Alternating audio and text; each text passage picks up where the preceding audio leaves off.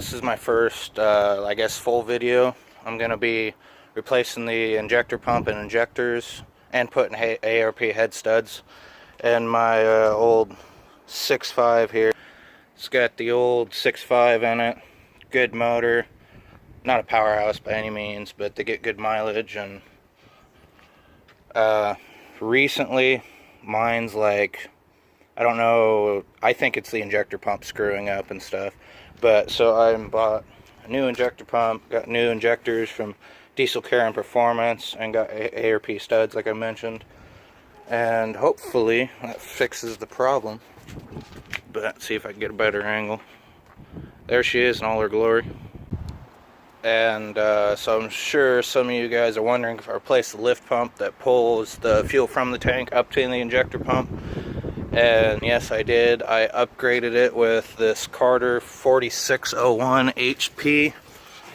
It pushes like 9 to 10 psi.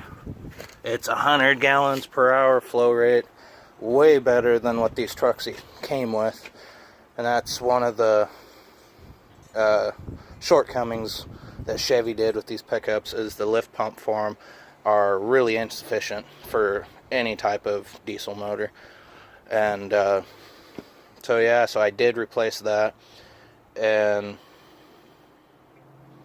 I think it's the injector pump, not 100% sure, but I'll be driving along and it'll be fine, and then I'll go to accelerate, give it some gas, and it just does nothing. And it doesn't matter if I floor it, give it part throttle, or it just isn't doing anything. And so I think it's the injector pump. But I also am doing injectors, and I bought the bigger injectors, the marine injectors. They're supposed to be 40 horse more, and that's really, there's no not much, at least, aftermarket behind these 6.5s. So that was really my only choice for an upgrade. They're supposed to flow 40 horsepower more than the stock ones in these pickups, so that should help a little bit. But the guy that I bought it from said that he already had the marine injectors in it, so I guess we'll see if it did or not. If it goes any better, that's good. If not, whatever. I still know it has the bigger injectors in it. And so yeah.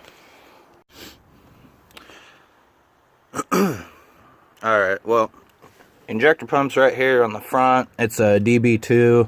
It's the same injector pump, or similar at least, to the one they used on the 6973 IDIs. This is an IDI motor, indirect injection. This, basically, to get this out, it's looking like I'm going to have to remove the intake and then take the injector lines out, unless I can get them to move enough to get the pump out. But probably take the injector lines off, and yeah, I'll come back to it when I have it apart.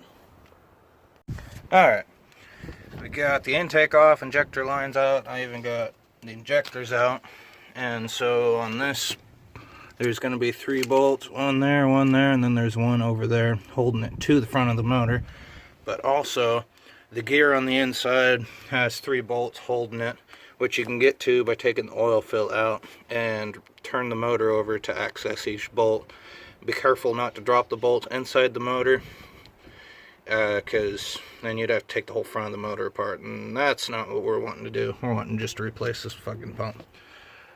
Alright then, so I'm also doing head studs, so I'm going to pull these valve covers and the rocker arms, shafts, I think this is a shaft motor, and get the head bolts out and get my head studs installed. Anyway, so that's what we got going now. It started raining yesterday when I was working. Anyways, so I got the new pump in and my head studs in, and now I'm just gonna start assembling valve covers, intake, injectors, or injector lines, then intake, and then yeah, get it all back together and hopefully test fire it pretty soon. Hopefully I didn't fuck the timing up too much, or at all, really. But alright, got the valve covers on. everything's good to go there. Now I'm gonna install the injectors, just go down in these holes in the side of the head. So here's my new injectors. To install them, you just use a 30mm socket. There is a special socket you can buy that's got rubber on the inside, kind of like a spark plug socket. Helps protect the end of the injector and these nipples where the return lines are. I don't have that. I just have a 30mm socket, so I'm going to throw some shop towels in the end of it to try to protect them.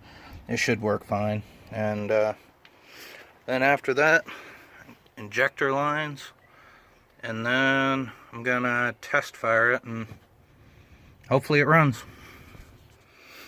Alright, I got these injectors in. Can't fucking see them.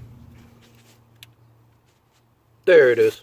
So I got this side in. The injectors get torqued to, at least what I found on a forum, was 50 foot-pounds. On this back one, it's kind of a pain to get to because of the steering column, so I got an assortment of a swivel and some extensions, and I was able to torque it to, I won't say exactly 50 foot-pounds. I don't know how much the extensions changes it, but around 50. So I need to get the other side on, and then the next video I'll show you is hopefully with it running. Alright, now I'm taking off the old gaskets and doing the new ones. I put the injector lines already on it and test fired it. It ran fine. To do the gaskets, you probably shouldn't put the lines on first. And I'm gonna try to just loosen them off the injectors like I have on these front two, enough to where I can get the old ones off and hopefully get the new ones set in place with a couple dabs of silicone so they'll stay still, where I don't have to literally take them all off. But you know, learn from my mistakes, and do the intake gaskets before you do all the injector lines and stuff. But anyways, it seemed to run fine, so I didn't mess up the timing or anything. And yeah. Alright, got the intake on now. All these intake bolts, from what I read off of a forum at least, get torqued to 35 foot-pounds. You start from the center, and I did a crisscross pattern and worked my way out, and so hopefully it, you know, clamps down evenly. And so now all I have to do is put this alternator bracket back on, and the top half of the intake, that coolant line, I need to rethread that in, and I think that's it, and that's good to go. I'll come back to the next video with it running. Oh, got it running.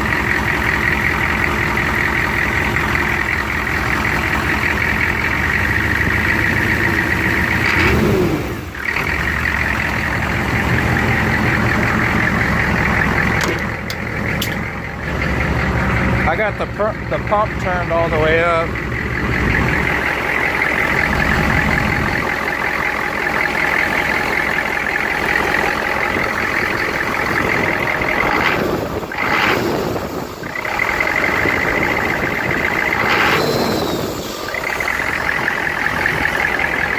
So, seems to run good. Next thing I want to do is I have this aftermarket gauge. Part of it broke, so I'm gonna get either a different gauge or maybe the same one. And once I know what it's doing boost wise, I'm going to manipulate this wastegate and make it hold more boost, and then that'll be probably it for this thing. Anyways, that was my video. This is my daily driver. I'm going to use it also to tow the Dirty Bird to the track whenever I get to doing that, more like spring, summertime.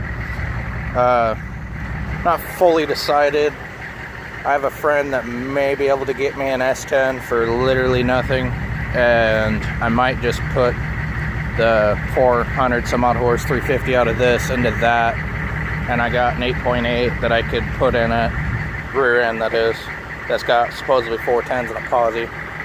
So I might do that. I don't know. That's it for this video. See you guys later. Thanks.